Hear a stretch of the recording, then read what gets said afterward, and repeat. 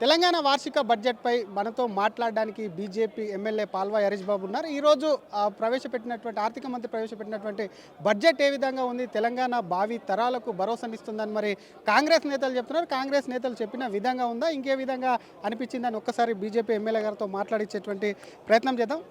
భరోసా budget అయినా ఈరోజు పెట్టింది సార్, మీకు ఏమనిపిస్తుంది? ఇది భరోసా కాదు, తిరోగమన బడ్జెట్. ఇది కాకి లెక్కల బడ్జెట్. ఇది ప్రజలను నిరాశావాదం వైపు నడిపించే బడ్జెట్ ఇది. కాబట్టి ఈ బడ్జెట్ గురించి ఎంత తక్కువ మాట్లాడుకుంటే అంత మంచిది. సార్, మీరు డాక్టర్గా పనిచేస్తారు. యాజ్ ఏ డాక్టర్గా చాలా మటుకు కూడా ఈరోజు సంబంధించినటువంటి బడ్జెట్లో వైద్య ఆరోగ్య రంగానికి తగినన్ని నిధులు కేటాయించారా? నేను ఇక్కడ అంటే వీళ్ళ అంకిత భావాన్నే ప్రశ్నిస్తున్నా. గతంలో కూడా కేటాయింపులు ఘనంగా చేశారు, కానీ డబ్బులు ఎక్కడ ఖర్చు పెట్టిందండి? ఒక్కొక్క మెడికల్ కాలేజ్ ఎంత దుర్భరంగా ఉంది. నిమ్స్ పరిస్థితి చూడండి, ఉస్మానియా పరిస్థితి చూడండి, గాంధీ పరిస్థితి చూడండి. జనాలు పిట్టల్లాగా రాలిపోతున్నారు. ఇవాళ ఆరోగ్యశ్రీ హాస్పిటళ్లకు బకాయిలు చెల్లించక మొన్న 17 తారీఖు నుంచి సేవలు నిలిపివేశారు. ఇప్పుడు ఆరోగ్యశ్రీ హాస్పిటళ్ళు ఎవరైనా పేషెంట్లు పోతే వాళ్ళు చేర్చుకోలేని పరిస్థితి. జనవరిలో మీటింగ్ పెట్టిన దామోదర రాజనరసింహ గారు మీకు 70% బకాయిలు చెల్లిస్తామన్నారు, 70 రూపాయలు ఇవ్వాలి. వీళ్ళ చిత్తశుద్ధిని అందరూ ప్రజలు శంకిస్తారు, మేము కూడా శంకిస్తాం. బీజేపీ నేతలు మాట్లాడేందుకు బీజేపీ ఎమ్మెల్యేలకు కూడా కేంద్రం నుంచి ఏం తీసుకురాలి, వాళ్ళ మాట్లాడే నైతిక హక్కే లేదని చెప్పి కాంగ్రెస్ ఎమ్మెల్యేలు చెప్తున్నటువంటి పరిస్థితి. ఆ మాట ముఖ్యమంత్రి గారిని చెప్పమనండి. ముఖ్యమంత్రి గారు మొన్న అసెంబ్లీలో గవర్నర్ ప్రసంగానికి ధన్యవాదాలు తెలిపే తీర్మానంలో మాట్లాడుతూ కేంద్ర ప్రభుత్వం ప్రత్యేకించి నరేంద్ర మోడీ గారు పెద్దనలాగా ఈ తెలంగాణ రాష్ట్రానికి నిధులు ఇస్తున్నారు అని ఆయన చెప్పిండు. మేము చెప్పాల్సిన అవసరం లేదు. RRRకు డబ్బులు ఇచ్చినాం, అవునా?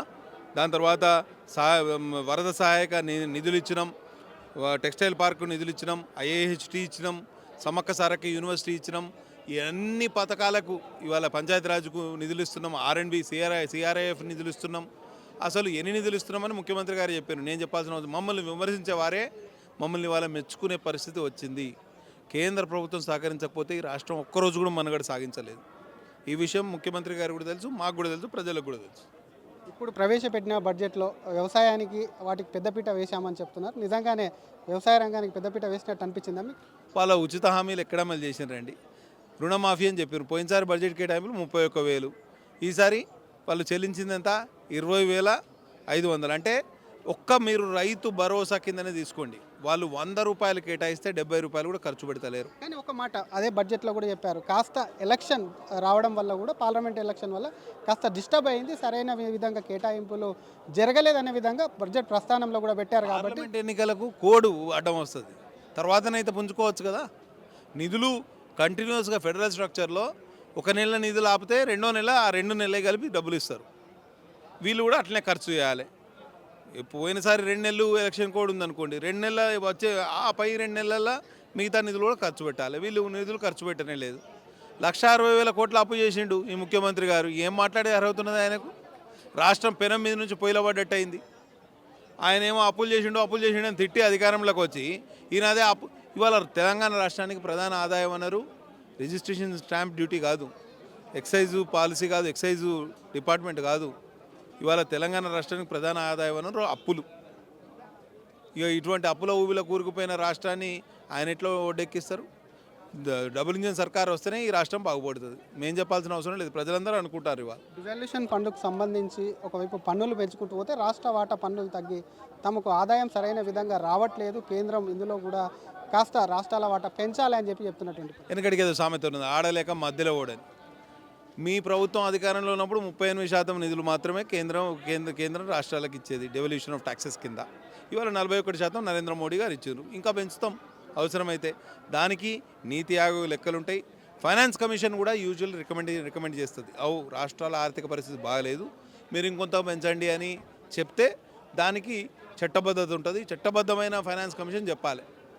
కాబట్టి ఇవన్నీ కాకి లెక్కలు చెప్పి జనాలను మభ్యపుచ్చడం తప్పించి ఈ కేటాయింపులకు ఖర్చుకు పొంతనే లేదండి. వీరు 100 రూపాయలు కేటాయిస్తే 70 రూపాయలు కూడా ఖర్చు చేస్తలేరు అనే విషయం గత బడ్జెట్లో తేటతెల్లమైంది. ఈ బడ్జెట్లో ఇంకెన్ని కేటాయింపులు చేసినా అదంతా జనాలు ఎవ్వరు నమ్మే పరిస్థితులు లేరు. వారి ఇంటెలిజెన్స్ చీఫ్ని అడగమనండి జనాలు ఏమనుకుంటున్నారో. వారి ఇంటెలిజెన్స్ చీఫ్ను ఒకరోజు ఈ సాయంత్రం పిలవండి. ఈ బడ్జెట్ గురించి ప్రజలు ఏమనుకుంటున్నారు, ఒక మహిళ ఏమనుకుంటుంది, ఒక నిరుద్యోగుడు ఏమనుకుంటున్నాడు, ఒక యువకుడు ఏమనుకుంటున్నాడు, ఒక పల్లెటూరులో ఉండే వ్యక్తి రైతు ఏమనుకుంటున్నాడో ఆయన అడుగుమనండి, చెప్తారు. ఎవరైనా నమ్మే పరిస్థితి ఉన్నది ముఖ్యమంత్రి గారు చెప్పే మాటల్ని? అసలు ముఖ్యమంత్రి గారు చెప్పే మాటలకు ఆయన చేసే చేతలకు పొంతనే లేదు. ఎప్పుడేం మాట్లాడుతున్నారో తెలియదు. ఏమైనా ఇన్ఫీరియారిటీ కాంప్లెక్స్లో ఉన్నారా, ఏమైనా సైకలాజికల్ డిస్టర్బెన్స్ ఉందా, ఇవన్నీ కూడా ఆలోచన చేసుకోవాలి ముఖ్యమంత్రి గారు. ఇట్లా రాష్ట్ర ప్రజల్ని నట్టేయడం నుంచి మీకు లేక అధికారం ఇచ్చారు. వెనకడికి సామెత ఉన్నది, లేక లోకాయ పడితే లోకాయ కన్ను లొట్టబోయిందట. ఇట్లనే ఉన్నది ముఖ్యమంత్రి గారి ఆలోచన. ఆయన ఏమైనా రాష్ట్రాన్ని తెరిపిన పడేసి ఆలోచన చేస్తాడు, ఒడ్డునెక్కించే ఆలోచన, ఇంకా నిండా ముంచే కార్యక్రమం చేస్తాడు. కాబట్టి ఈ బడ్జెటు వాస్తవ అంకెలకు విరుద్ధంగా ఉన్నది, వాస్తవాలను ప్రతిబింబించట్లేదు. కేవలం టైంపాస్ చేసే కాగితం ఇది. ఎట్లా నిలదీస్తారు అసెంబ్లీ బడ్జెట్కు సంబంధించి? మీ పార్టీ తరపున మీరు ఏం నిలదీస్తారు, ఎట్లా ముందుకెళ్తారు? బడ్జెట్ సందర్భంగా చర్చ ఏదైతే జరుగుతుందో ఆ చర్చలో మేము ప్రభుత్వాన్ని ఎండగడతాం. ముఖ్యమంత్రి గారు అంటారు కదా, బట్టలు ఉడదీస్తా అని. మేము వారి కాంగ్రెస్ యొక్క నగ్నత్వాన్ని బడ్జెట్ చర్చ సందర్భంగా ఎక్స్పోజ్ చేస్తాం. తయారుండండి మీరు, ముఖ్యమంత్రి గారు, మీ మంత్రివర్గం. ఇవాళ ప్రజల్ని ఇంత పచ్చిగా మోసం చేసిన ప్రభుత్వం ఏనాడు కూడా లేకుండే. కేసీఆర్ ఏక్ నెంబరీ అయితే ఈయన 10 నెంబరీ, బాప్ ఏక్ నెంబరీతో బేటా 10 నెంబరీ నికలా. జనాలు పూర్తిగా ఈ రాష్ట్రాన్ని, రాష్ట్ర ప్రభుత్వాన్ని, రాష్ట్ర మంత్రివర్గాన్ని ఎవరిని నమ్ముతలేరు. ప్రజలు ముఖ్యమంత్రి గారు చెప్పేది మంత్రులు పాటిస్తలేరు. నమ్ముతలేరంటే ప్రభుత్వం కొనసాగేటువంటి అవకాశం ఉందా? ఏదైనా డిస్టర్బెన్స్ అయ్యే ఛాన్స్ ఉందా? ప్రభుత్వం మనుగడ సాగించాలంటే కాంగ్రెస్లోనైతే ముసలం ఉన్నది, వాళ్ళ ఎమ్మెల్యేలు ఎవరు సంతృప్తితోటి లేరు. మొన్న ఎమ్మెల్సీ ఎన్నికలు కనీసం జరుగుతూనే బయటపడేది. ఈ ప్రధాన ప్రతిపక్షం పారిపోయింది ఎమ్మెల్సీ ఎన్నికల నుంచి. కాబట్టి మీరు ఒకసారి ఆలోచన చేయాలి. ఏ అవకాశం వచ్చినా కానీ ఇవాళ వారికి ఒక కొత్త ఇన్ఛార్జ్ వచ్చారు, మీనాక్షి నటరాజన్. చాలా ప్రచారం జరుగుతుంది, ముఖ్యమంత్రి గారిని మార్చాలి, లేకపోతే ముఖ్యమంత్రి గారిని సరే కాంగ్రెస్ లైన్లో పెట్టాలంటారు. అంటే యాజ్ ఇఫ్ ముఖ్యమంత్రి గారు కాంగ్రెస్ లైన్లో నడుస్తలేరట. నాకు నా కాంగ్రెస్ నాయకుడే చెప్పారు. కాబట్టి కాంగ్రెస్ లైన్లో పెడతారా? లైన్లో ఏమన్నా ఆయన లైన్లోనే. మాకు అవసరం లేదు, మా లైన్ మాకు గీసి ఉన్నది, మాకున్న నాయకులు చాలు. కొత్తగా తీసుకొచ్చి ఈ భారాన్ని మా నెత్తిన పెట్టకండి మీరు.